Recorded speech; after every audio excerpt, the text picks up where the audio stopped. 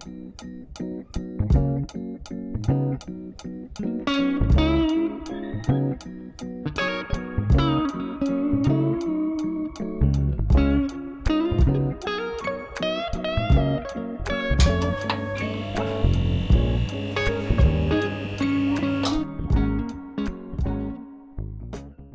everybody, welcome to Friday PM. I'm Luigi Scarcelli. We've had a summer hiatus for a little bit of time, but we're back and we're really excited to be here at the First Friday Art Walk. It's the November First Friday Art Walk. It's a lot of fun. You're going to get to see a lot of interesting people in the background, and we're testing out our new studio. So today we have a lot of great guests. First and foremost is my friend Chris Busby from The Bollard. See you. Previously the Mainer at one point, but it's back to The Bollard again. Briefly, yeah. Yeah, it's an institution. So we're going to talk to Chris a little bit more in just a second, but we're also going to be talking to Brooke Binion from the band The Worst. Brooke's got an upcoming album release. We're really excited to talk about that. We're also going to talk to Tim Wells. Tim is the chairman of the board here at Portland Media Center. So he's going to talk a little bit about the Civic IQ, which is the new kind of initiative that we're doing here for people to learn more about civics and television and media as well. And then we'll probably get a chance to hopefully talk to the great folks at Spindleworks. Spindleworks is doing an art exhibit here. Spindleworks in Brunswick. Artists, my dad, who's done a lot with them, calls it outsider art. Yes. And it's really interesting stuff. And so I think they're going to be excited to talk to us for a few minutes. But without further ado, I would like to introduce my first guest, Chris Busby. Good to see you, Chris. Thank you. Great to be here. So Chris and I have known each other for a few years. He was actually on the show a few years ago. And we learned a lot about him back then, but I thought it'd be great to bring you back because after a couple of years, these shows, people haven't seen them in a while and they might want to learn a lot about somebody like yourself who's been here kind of for a long time, seen a lot of the interesting changes in Portland, and just has a lot of interesting information, but also has a great is it monthly? Yes. Yeah, monthly publication magazine, called yeah. The Bollard, which you may or may not have seen around Portland. So, Chris, let's talk a little bit about kind of like your beginnings and how it all started. Didn't you move here from upstate New York, if I remember? Yeah, well, I grew up in upstate New York in the Rochester area, but I moved up to Portland in 1998 and started working at Casco Bay Weekly, which was Portland's original alternative news weekly, started in the 80s. And after a few years there at CBW, I worked my way up to the editorship, and then the owner of that paper, Dodge Morgan, decided to fire us all over a dispute over budget, typical cut the newsroom kind of stuff. But I wanted to keep the spirit of alternative journalism alive here in Maine, in Portland in particular. So almost 20 years ago now, I started The Bollard. Okay. 2005. We were online only for a couple of years as we built a reputation, tried to attract enough advertisers to pay for a print edition. We started printing quarterly in 2007, and then we reached our goal of monthly publication in June of 2008, just in time for the world's economy to crash around us. But thankfully, the Bollard has always been supported by the mom and pop shops and businesses in this area. And, they weren't as impacted, I think, as some of these bigger companies nationwide. So we're really happy and proud that we've had the support of all these local businesses over the years that kept us going through thick and thin. And we're a monthly free magazine. We're distributed as far up the coast as Rockland. We're well into York County. We go out as far as Bridgeton out to the west. And you can find us at almost 30 Hannaford supermarkets and market baskets around the area, as well as libraries and bakeries and bars and restaurants and little spots like that. Again, almost all independent businesses. We won't find us at the Cumbies or the Dunkin' Donuts. You'll find us at the neighborhood corner store or something like that.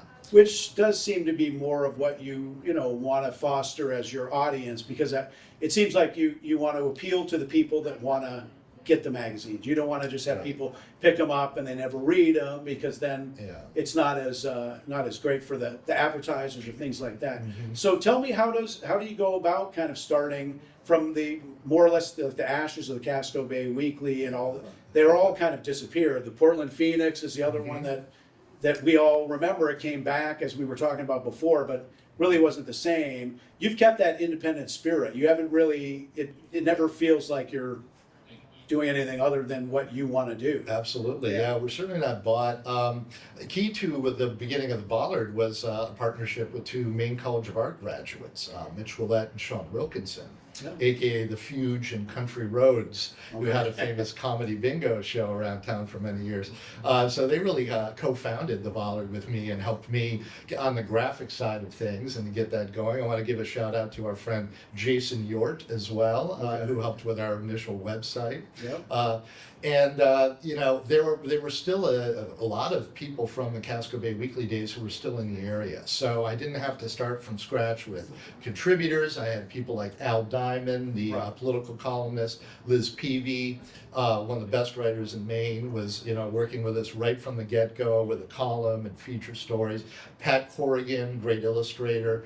Yep. So these were all, you know, Casco Bay Weekly alums that I was able to bring onto this Bollard project. Okay. So yeah, it very much is kind of the reincarnation of Casco Bay Weekly. It's a lot of the in same that people, sense. yeah. Yeah, it still is. Yeah, Yeah. and a lot of those people are still contributing. Pat, Al, yeah. So that is a question that I'd had is like what are the things that have to go into like the nuts and bolts of all this? Because when I've talked to you, I know you, but I don't know now. I've learned about, because I also know there's a lot of interesting columnists that come Yeah. from different walks of life. We're going to touch on that in a minute. Right. Because I remember we talked a few years ago. You had somebody who had been homeless in the past. I remember right. that, right? And Yeah. it was a few other real interesting folks. But how does that is part of it the printing that's difficult? Or you have to go to a printer. The graphics. What goes into that side? Yeah, of it? that stuff's not too difficult. Yeah. We're printed by the Portland Press Herald. Okay. You know, they've kind of bought up the printer that we originally with Right. up in Brunswick. Everything's been consolidated Yeah. to their facility in South Portland. They do the supermarket distribution for us, Okay. which is nice, you Yeah. know, and that helps, though I also have to pay for that. Right, The right. rest of it is free. Yeah. But as you said, you know, we have a lot of unconventional writers, people like Kenny Wayne Beek, who did the series Transients for us and Yeah. has continued to do some writing. Tacklebox Billy Kelly is a Right. long-term columnist for us. You know, someone like Tacklebox, I show up at his apartment once a month and he now throws down a sheaf of handwritten pages for me to then go back to the office and type it in. I don't know that there's other editors in this state that would do things that way or that would work with writers who don't have internet or who aren't necessarily that articulate. I shouldn't say not articulate, but you know, someone like Billy, you know, he writes very much the way he talks, you know. So Yes. you know, and we're glad to publish people in their own voice. We don't try to pretend that people, you know, think or speak in news speak. You know, we let people speak as they normally do in real life. You know, swear words and all, as the case may be. So we're willing to you know try to give voice to the voiceless and get perspectives out there that ordinarily wouldn't be welcome in the mainstream media for any number of reasons. You know, including just not having an email. Right. Right. You know. And you don't try to over edit people, is what you're saying. Right. If they wrote it, you're not sitting there trying to change everything around, because it does sound like it's, you know, a kind of very populist type of, you know, voice, which Yeah. once again is difficult, and not to spin it back to what we do here at Community TV, but that's going to be the focus of our show a little bit too. But it is rarer and more rare to find where there is something that isn't overly processed and overly looked at by 10 different levels of, are we getting in trouble for this? Is there different? Yeah. But and you're the buck stops with you. You're the Right, editor and publisher. Okay. Yeah, I guess I would say, you know, most of our writers are not professional writers, so to speak. You know, they don't make a living at this. Granted, very few people can make a living at writing anyway. Right.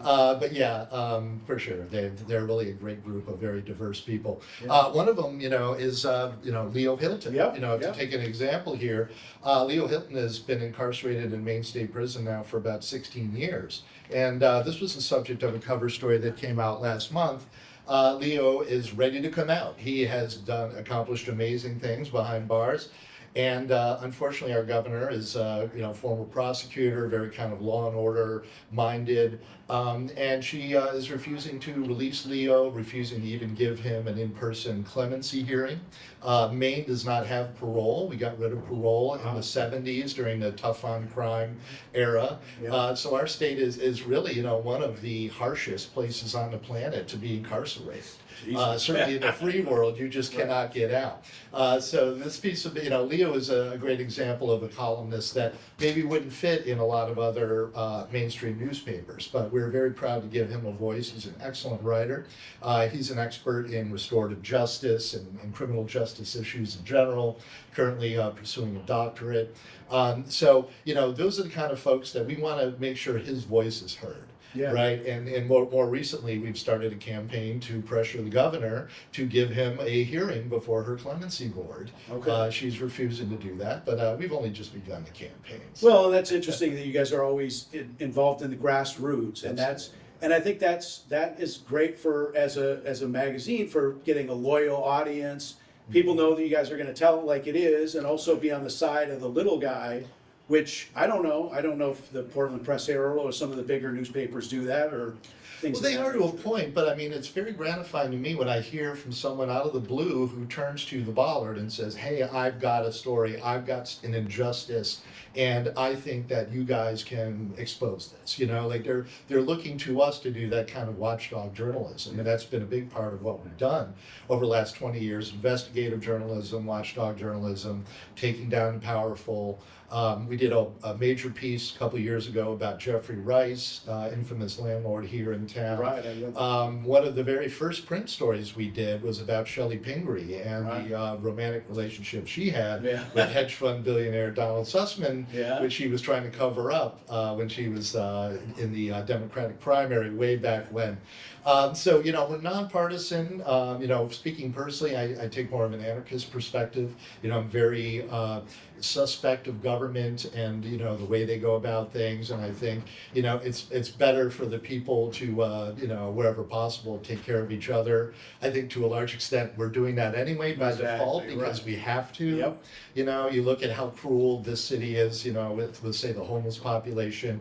You got police driving up and down Congress Street here every day. They take a look and see the person who's laying on the sidewalk. They take a look at how they're dressed and how their hair is. And if that looks like someone who's down and out, they drive on by. If it looks like a wealthy person who's fallen, you're damn right they're going to stop Exactly. and take care. So look at, the core cruelties that are built in here. That's the kind of stuff we want to expose. Yeah, and I think that's something also that people get wrong about anarchism is it doesn't mean like rioting and crazy stuff that you see in the movies or things like that. It's much more about the kind of a less government, but that might be tied to libertarianism in their own weird way. Yeah, people helping people. There are things that it makes sense to have some sort of, structure to take care of, water or, trash or something like that, but only to the degree that it serves the people. I think when you start, creating this whole other level of like these government people who lord it over us, we see the problems that it causes. And, they're just not listening to us anyway. They really aren't. I mean, they're so unresponsive. I don't have to tell you about that. Right. Beholden to big money, et cetera, et cetera. So, it's like, in fact, that's the theme of this month's cover story. Yeah. The Tippers Yep. is the story I wrote about the idea of do-it-yourself homemade psychological operations, PSYOPs. Yes. Okay. This has been in the news big time. It's certainly in the news a lot right now with the election. Foreign governments trying to influence the people of another country with these sneaky online campaigns and fake things and blah, blah, blah. Well, this is a major part of conflict now between major countries, and an increasingly large part, in part because they've realized that a hot war between the United States and China or Russia is just going to be an apocalypse. And so what do you do short of that to try to get your way? And increasingly psychological operations are part of that. Yeah. But when I heard this on a great podcast, by the way, called This Is Hell. It's a public affairs program out of Chicago. Definitely recommend This Is Hell. But they're interviewing a reporter from Reuters who had exposed a PSYOP our government was doing, an anti-vax campaign U.S. government was undertaking mostly in Asia to try to convince people that Chinese vaccines and protective equipment and masks were not trustworthy, or that they contain pig gelatin. So if you're Muslim, you should terrible stuff that they were doing on our behalf, right? But I said, well, if this is the new battleground, psychological warfare, then people like me or anybody who's not in government can partake in this in our own little way. Right. And in fact, we'll do a better job than they will because we're actually on the ground. We don't have to do this stuff online. Right. We can do things like this is why the heart symbol is a great Yeah. example of this, the Valentine's Band Day here Yeah. in Portland that everyone Right. loves. What is that? That is just, people kind of out of nowhere telling strangers, hey, you're loved, you're important. Let's spread these messages of people have value, peace is good, we're all one human family. That was a famous PSYOP that started on January 1st, 2000. These stickers started coming out, one human family, down in Florida. So it undermines the idea of nationalism, it undermines these things like politics that divide us and remind us that, in fact, we're all on the same team here. Exactly. We need to pull together, and let's not let any government, especially our own here in the United States, ruin that, through lies and manipulations. And, it's some fun ideas I came up with this month that as I write in the story, I encourage everyone to come up with their own and just in their spare time do a little something. What's that bumper sticker? Random acts of kindness. Yeah, and sensitivity, exactly. Yeah. stuff like that. I mean, that's the idea, Yeah. So, Well, can people find you also online? Because I know that you're saying Yeah. you got the Ballard. There could be people watching this that are even outside of the radius to be able to get one of these, but they can get these possibly in the mail. You can subscribe. Yeah, can you go can online. subscribe. Thanks for What are bringing some that up. ways? Yeah. And also, let's say you do have a tip about something. How do they get in touch with you? Is it Right. your They can- name at they- the Ballard? Yeah, well, we have, editor at theballard.com is Editor the at email that, theballard. but, the phone number in the masthead reaches me directly. Yeah. But in fact, one of the things that's new since I was last on is we started a new Substack page Yeah, on right. the platform Substack, ballardhead.substack.com. Ballardhead is Ballardhead, a yeah. cartoon character that Casco Bay Weekly illustrator Martin Shields created for us in the early days of the Ballard. So at ballardhead.substack.com, that's where we're putting all of our arts listings. Yeah. And so we've got all the clubs each day. We've got the art galleries, the shows, the comedy festivals, minor league sports, author talks, indie film screenings. That's all there for free on the Substack. The Substack. That's been something we've been working on, over the last 20 years. What's the best way to present our arts coverage, our arts listings? We were talking before the show about the Phoenix and the way they used to do it. And in fact, Casco Bay Weekly used to do a similar thing. You'd see just pages of listings, and it's like it's impenetrable as text. It's not very useful. But I think the Substack platform has been really useful and fun for us. You could sign up again for free. You could pay to be a subscriber if you wanted, but for free you can get Monday through Friday a little email in the morning. Here's the shows happening tonight. Here's again what plays are happening, and then you don't have to see a month or even a week's worth of stuff. Or it's just easier to manage that way. We're doing old cartoons and comics such as Ballard Head are being posted every Tuesday on our Substack. Substack. We've got Local Music Monday on the Substack, where in addition to the listings, I'll write up a new or old classic album and link to normally Bandcamp there so people can listen to it. Okay. So that's been a lot of fun, it's still growing. So, was there anything else that you wanted to make sure to promote? This is your chance, my friend. Yeah, well, I Yeah. guess the Substack, Substack, is a fun thing. You can if you sign up there. You mentioned how can you get a paper. I think it's $8 a month monthly or $75 a year. We will mail you the print copy wherever you are in the world. You can do that, and you also get the PDF version of each print edition about 3 or 4 days before it hits the streets. Paid subscribers get that every month. And there is like a Ballard.com too. Yes, there is the Ballard.com, Ballard.com. and that has stuff from our 20-year archive, and generally that's about a month behind the print edition. We wait a month to put things up for free on the Ballard.com, but at ballardhead.substack.com, again, you can get the full PDF and other bonus things. Going to be doing a lot of stuff from our archive as we approach that 20-year anniversary next year. 20-year anniversary. 20 years. Check next these year. guys out. I know that one's going to be an awesome paper too when you have that 20-year anniversary. Yeah, definitely. We're going to be bringing up, best ofs and, whole collections of things that we've done over the years and featuring those, especially on the Substack for our fans. Well, I want to thank you so much for Thank your you, time. I Luigi. appreciate I it. appreciate it. It's first Friday. Come back again. Would you Love do to. that? Of Yeah, that'd be course, yeah, awesome. glad to. All right, we'll be right back with Brooke Binion. Thanks again.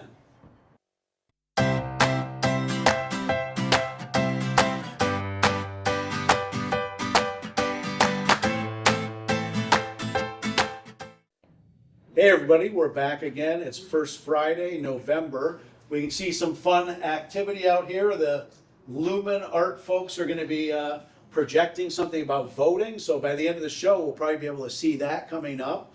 I want to thank Chris Busby again.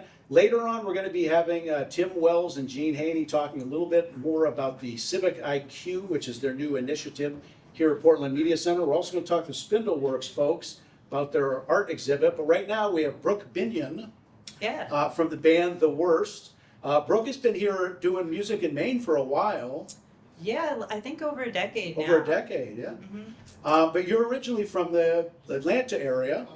Yeah, I'm from the South. Yeah. I lived in Atlanta growing up, and then Asheville, North Carolina, and some other places in there. But I've been here for the longest I've been anywhere since I was an adult. So Okay. I like it here. This is home.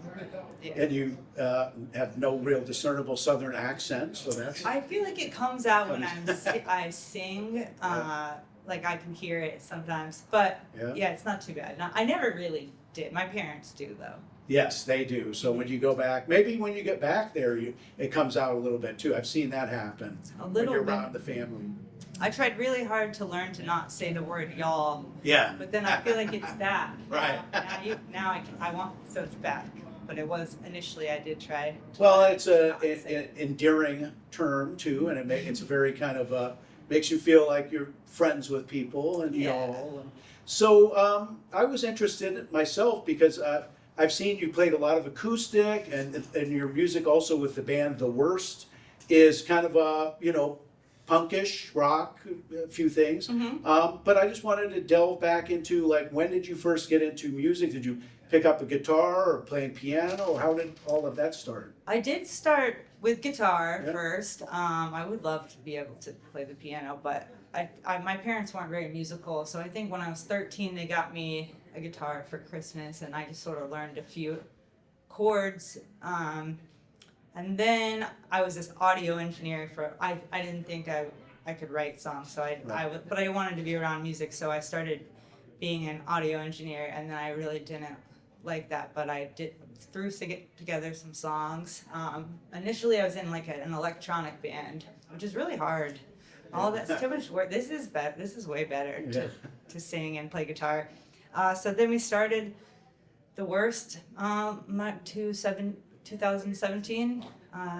It's been good.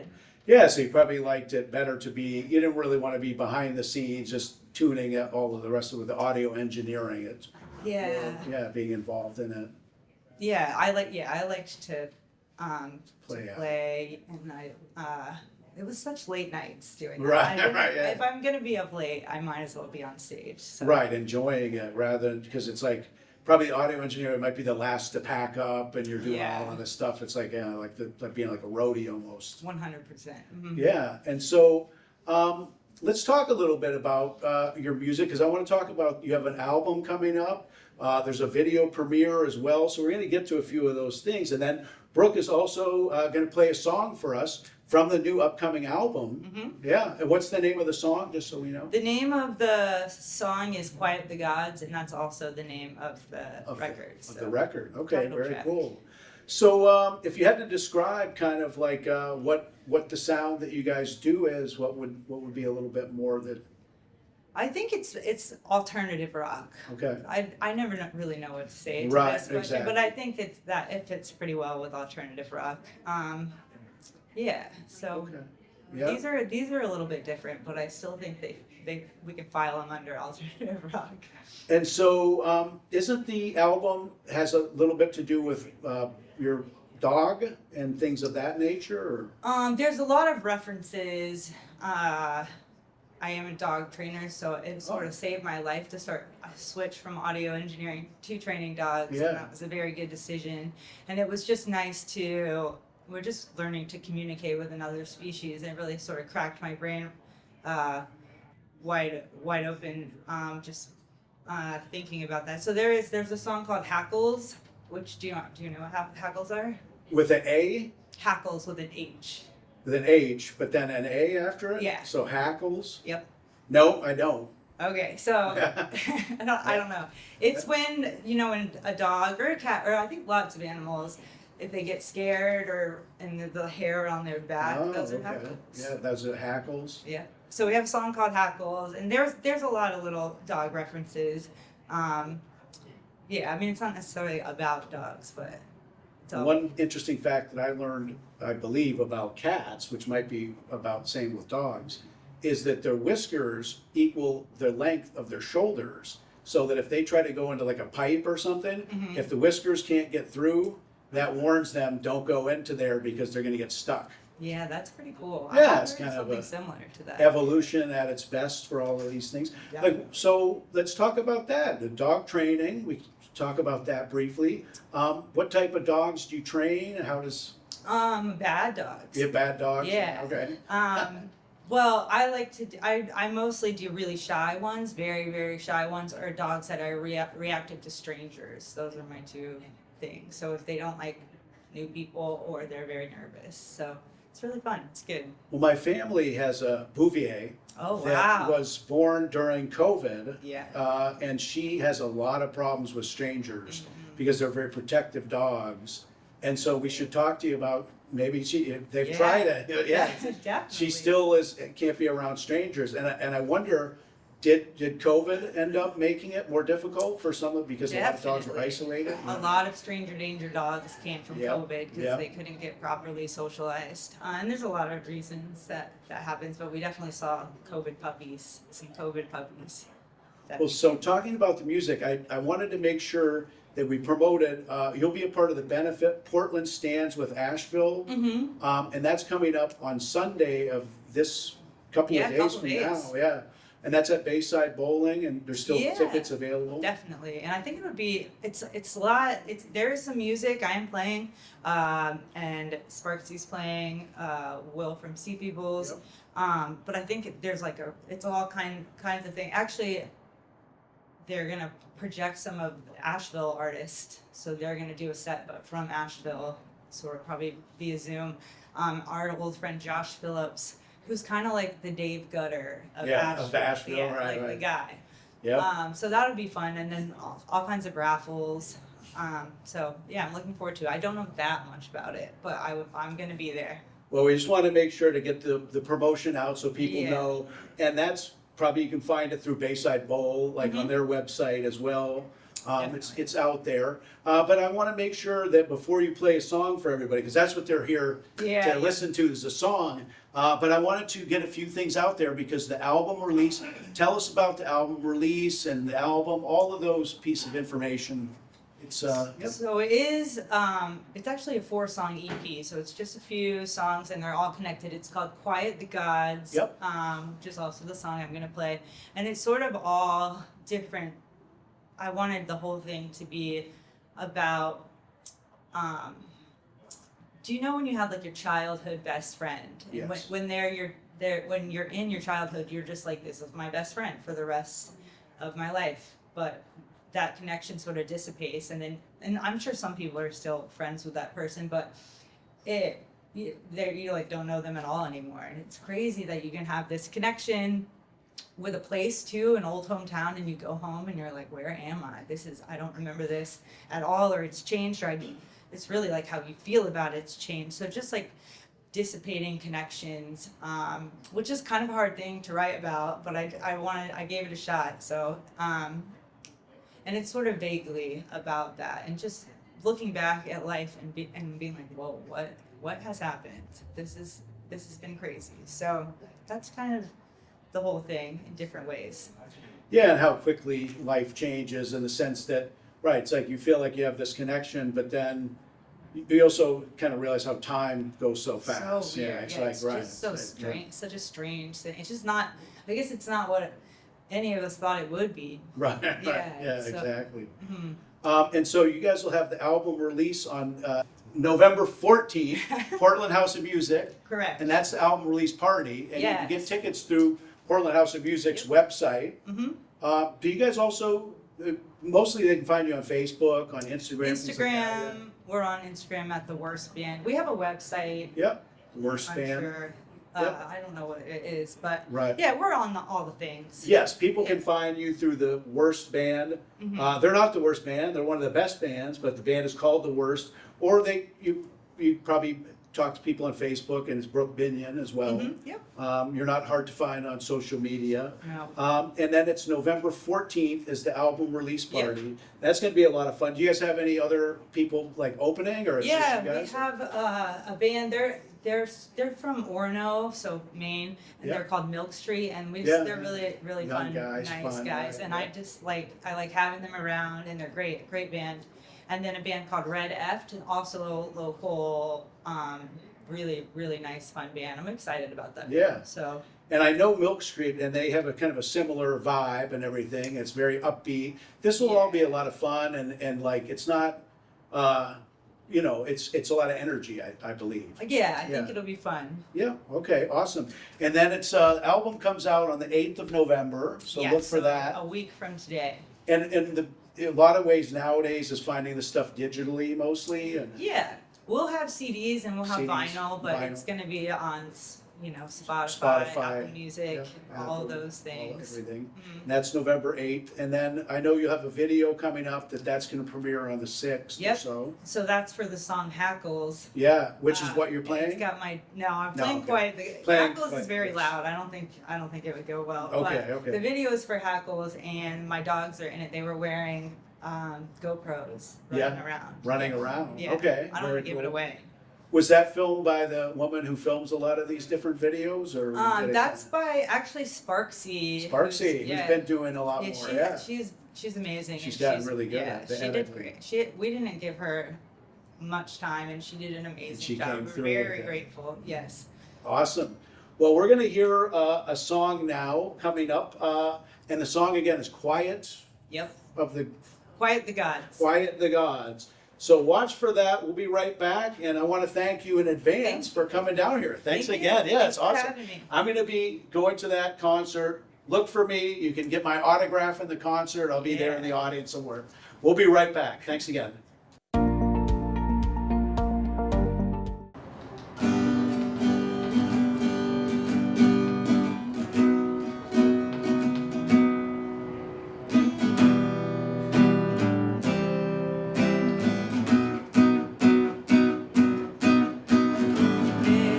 I just have this one dance.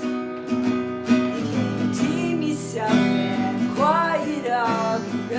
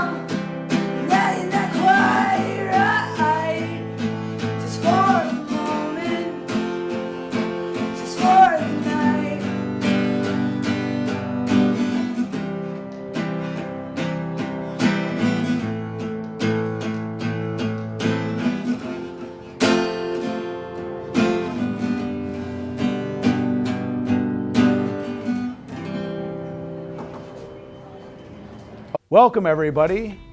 We're very excited here at PMC to have a 2024 with a lot of exciting new opportunities for you out there. If you're interested in joining PMC, come in, take a class, create a podcast, direct a show, become a member. We have many, many other great things happening at PMC this year.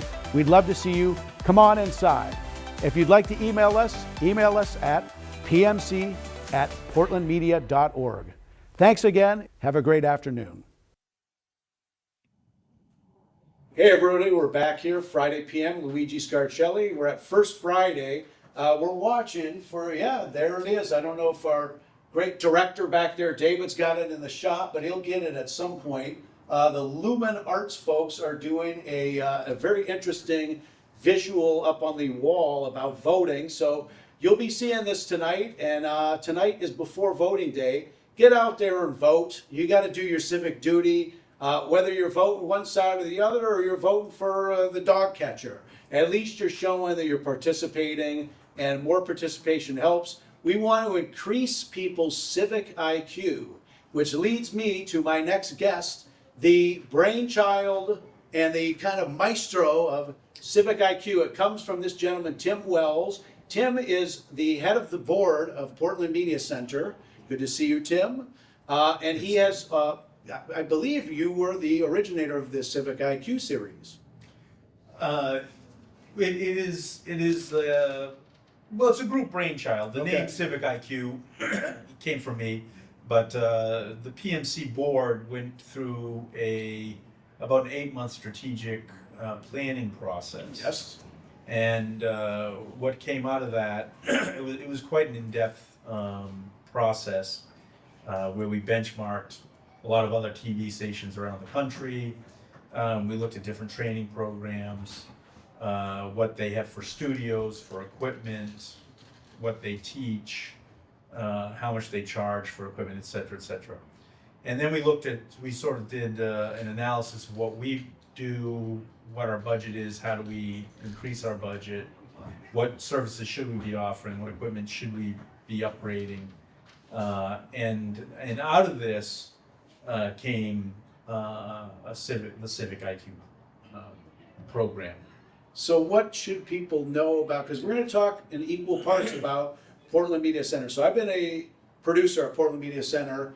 I started out with Tim. This is our origin story about 3 years ago. It's a community-oriented television station and multimedia.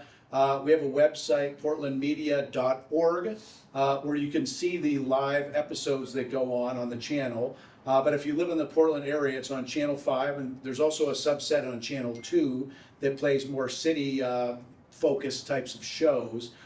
So basically, we have a lot of volunteers. We do a lot of shows. Some are kind of newsier, some are more entertainment. But when you started with Civic IQ, this is hopefully more about trying to help people learn more about kind of civics. Well, it is. It's a broad program, and we've got 5 different pieces to it. One is educational. Okay. It's about partnership with local public schools, and we're starting off with King Middle School and their exploratory learning program, which probably a lot of people in Portland know what it is, but it's a different way of teaching kids, so the kids are learning their history, English, math, science by doing. Okay. And so they get out in the community, they do a lot of active things, and they bring out the learning process through that activity. Yeah. So it's not just, well, there still is reading and there's still tests and there's still that component of the program. There's also a lot of hands-on pieces. So for instance, in the science programs right now, they're learning robotics.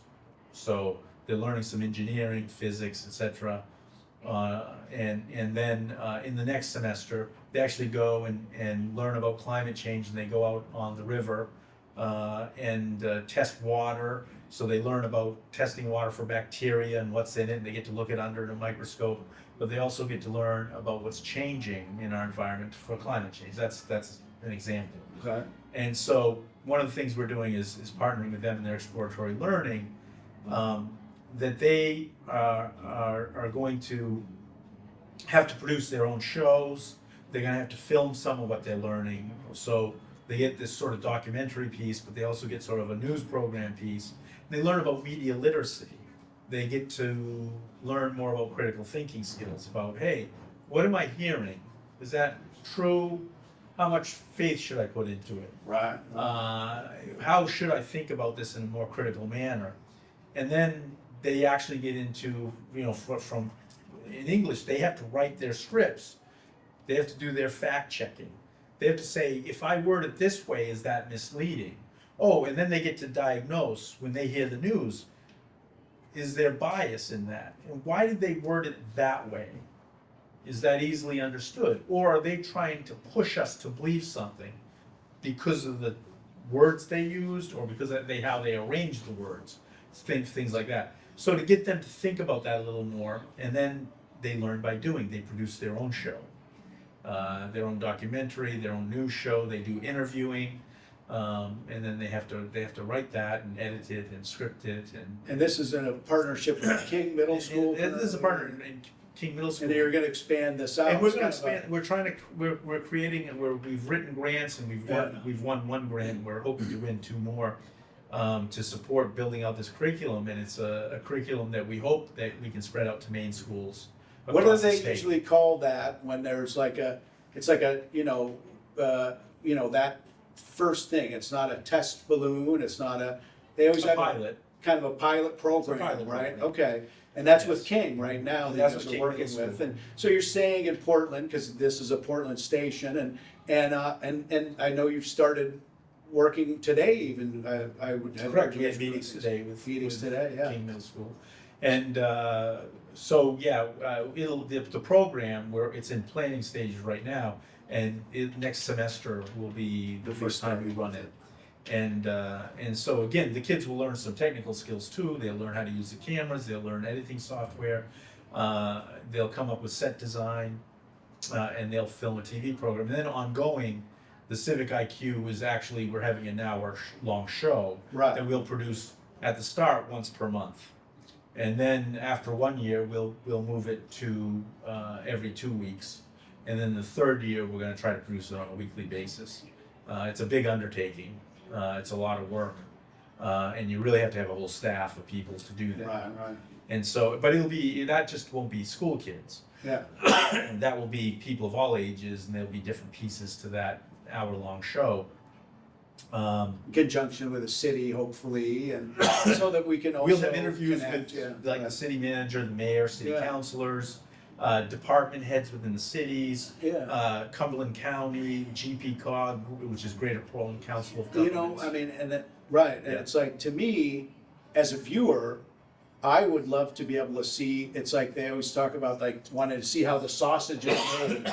And it's like to see, how do the guys at the water company make the water so that we don't get, I was just in other countries in like, Mexico, places where you can't drink the water. So Right. What's the difference? what's the difference? I mean, honestly, there's so many things that it's almost like they've had channels like the Discovery Network on how it works, how it's made. Sometimes you go and find out how chocolates are made, and it's Right. fascinating for now. Imagine if you just kind of ripped under the little bit of the surface of Portland to see how a big small Absolutely. city is made like this, and that's stuff that we can do. And I think the people in the city would love it too, because Absolutely, yeah. Well, I think people really don't understand how their city runs much at all. right. And so again, that's part of It's not really explained to people. the much. civic IQ. I mean, there's different levels. How does your federal government work? How does your state level government work? Your county and Yeah. your municipality, your town, and people really don't understand how budgets are derived at and why their Exactly. property taxes are what they are. Portland just went through a reassessment, and people, that happened a couple of years ago.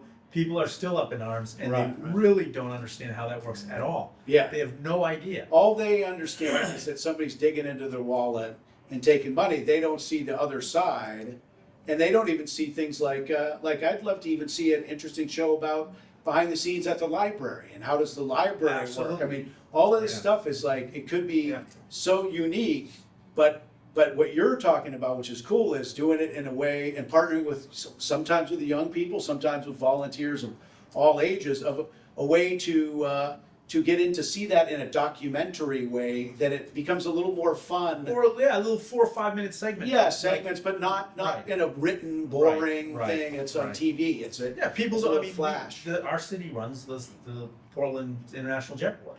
Right. That reports to our city manager. Yeah. Yeah. Do people realize that? No, I mean, they they, don't. they, I don't know that they understand the scope Yeah. of what the city manager and the city staff do Right. Yeah. to keep the city running. Right. I mean, you've got the police department, the airport, the schools, the fire department, the Department of Public Works. There's a lot going on. Yeah. And every day there's thousands of interactions with citizens and people visiting Portland, and I'm not sure we always are gracious. Sometimes we're fast to criticize, but there's actually a lot, thousands of moving pieces every day that are going on. That go. So Tim, give us like the 20,000 feet overview of the Civic IQ program, and I think people want to understand more about that. Yeah, well, it's again, there's 5 pieces to it, but again, we talked a little bit about the educational piece, and then we've got pieces that target government, nonprofits, some businesses, but we're really trying to, and then our training and certification. So we've revamped all our training. We're offering 6 new courses this year. We're going to offer that are mostly beginner level. Next year we're offering 6 intermediate courses, and the year after 6 expert level courses. So we're expanding our curriculum. We're greatly improving the depth and quality of the training. And the big piece here is that what we found is people would go through classes, then they would lose their skills because they couldn't reinforce them right away.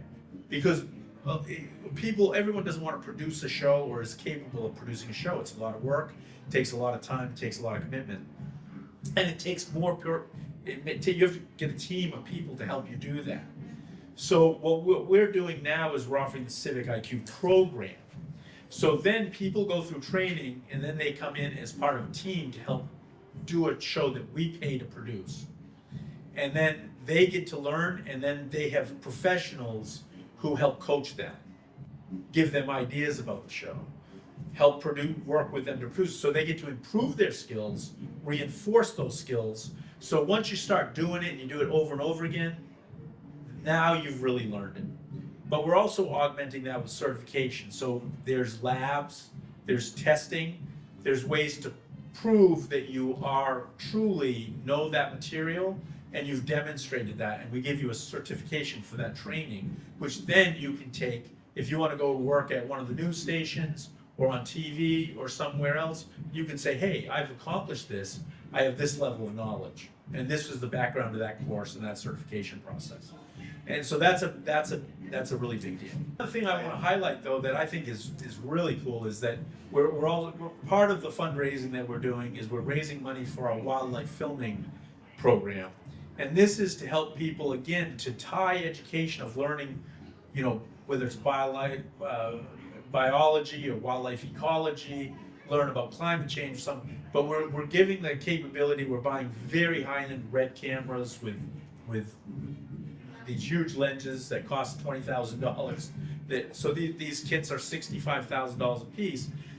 We're buying parabola microphones so that they can capture sound from a long ways away in nature, and so we're helping build a program around creating wildlife filming and creating wildlife shows in Maine for students at the junior high, high school, and college level even, where they get experience with this cutting edge equipment, and they can put their shows together. And we're hoping that we turn out to create a lot of people who later we see on TV, you know, we see on National Geographic or PBS, that go into this field and learn about this very specific field of filming. How can people, because really what we're doing here at First Friday is we're outside. By the time you see this, First Friday is come and gone. But that doesn't mean that you can't get involved in being involved with Civic IQ, which also means getting involved with Portland Media Center, which is basically free. We ask people to take some classes, be members. We are having some new interesting pricing tiers for professionals involved. But for the most part, we're a community-based channel and organization and media structure. And I want you to tell people how to get involved, who to talk to. Yeah, so just so that people know what Portland Media Center is, we're a cable TV station, and so we're on Channel 2 and Channel 5. Channel 2 is for Portland, covers Portland. Channel 5 covers the greater Portland community, so Portland and 18 other municipalities in Cumberland County. And and we run a TV studio, a podcast studio, a VCast studio, so you can do video podcasts. And we've got professional equipment. So this is a real live TV studio. And people can come down, learn how to use the equipment, learn how to use our editing stations, learn how to use our sound equipment, and you can produce your own show. Or you could help work on a show. You could be a writer, a camera person, a sound person. You could help on the business side to help get sponsorships, for instance.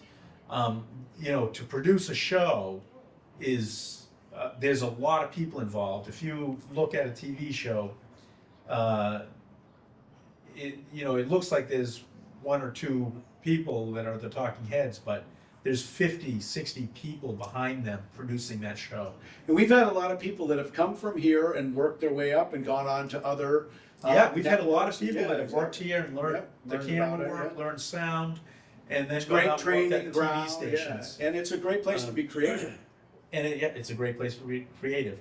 And you can do whatever you want, whether you want to do an interview show, you want to do a variety show, you want to Cooking, talk to cooking, you lifestyle. you want to host musicians and do something about arts. local artists or restaurants or whatever. It is one thing that we do want to make that clear that hasn't always been, that it's not like it's an old fusty and fuddy-duddy studio where all that people want to do is stuff about politics. Civic IQ is one thing, but we are trying to get as many interesting people in here doing shows that are exciting. We want to be a TV network too. Tim, I want to say thank you so much for your time. And this gentleman is not hard to find. Tim Wells is on the board here, but if you want to learn more, go to info. Well, we really didn't get into the detail of Civic IQ, but I think people got a general feel. Got a general idea. Yeah. Well, we'll have you back on in a week or two. Absolutely. Are you here? We are raising $250,000, and we're looking for donations. Yep. We're buying a lot of new equipment, a new set. We're also getting some grants to support our educational programs and build this curriculum out and spread it to schools across the state. So please, if you see this, come to our website, make a donation. We'd greatly appreciate it. And that's portlandmedia.org. And there's plenty of people to look for on their info, or do you have a handle there still, or Tim? No. No? No, I don't. But probably support, administration, info. There's links if you want to get Plenty of info. links. Yep. So you can email us from our website, Portland Media. And it's a great new website created by Gene Haney. So Yes. props to Another her board for member. Another board member for doing a really nice website. And you can see the live shows on the website too. Tim, thank you again. Thank you. We'll go more in depth in a week or two, but we want to save a little bit of time. We're going to bring out the folks from Spindleworks up next to talk about their great exhibit here. So we'll be right back. Thanks.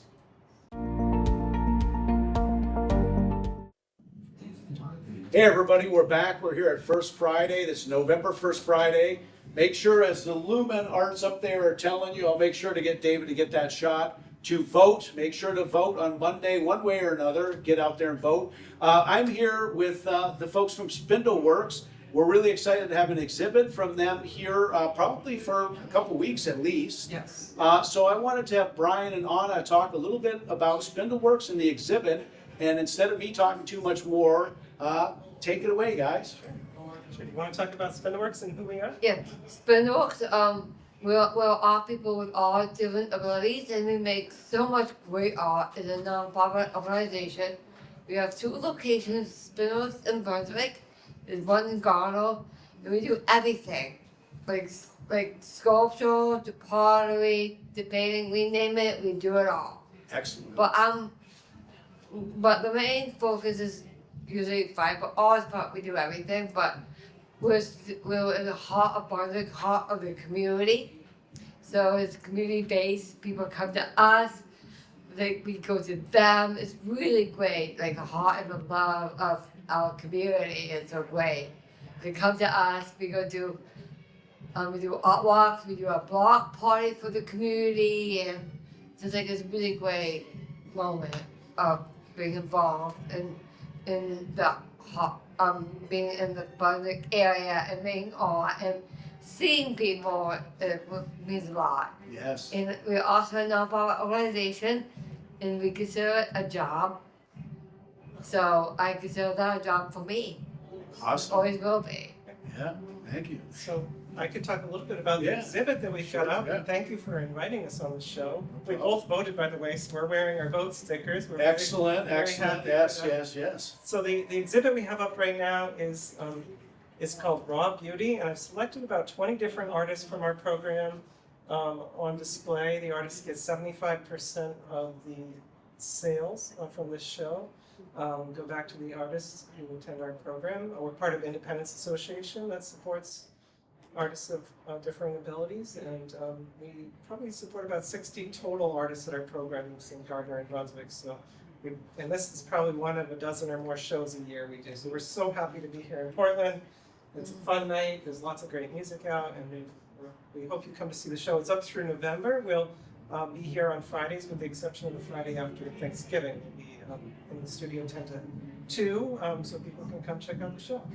Yeah, and hopefully we'll be able to get some shots of it. We'll put it on the show to promote it. We're here at 516 Congress Street. It's right near Mecca, so you guys will be here for many different days and weeks, and people can come in and they can contact you guys through that. And Spindleworks it's an awesome nonprofit. It gets people doing creative things. People seem to love it. I know it's very popular to purchase a lot of this stuff, and I think you guys probably keep things fairly affordable. Yeah. So yeah, it's a fun way to collaborate, and you guys have like a website too they can find you Yes, at? yeah, our website is spindleworks.independenceassociation.org, or you can just find us on Facebook at Spindleworks Art Center. Yeah, on Facebook. and also we are open from 9 to 4 if you want to see us in action. 9 Yeah. to 3. So you're happy, people are welcome to come into the studio anytime to chat with the artists, learn a little bit about what they're doing. Both the Brunswick and the Gardner studios are open to the public. So. These guys are great. I want to thank you guys very much. Thank you very much as well. We'll see you next week. Take care.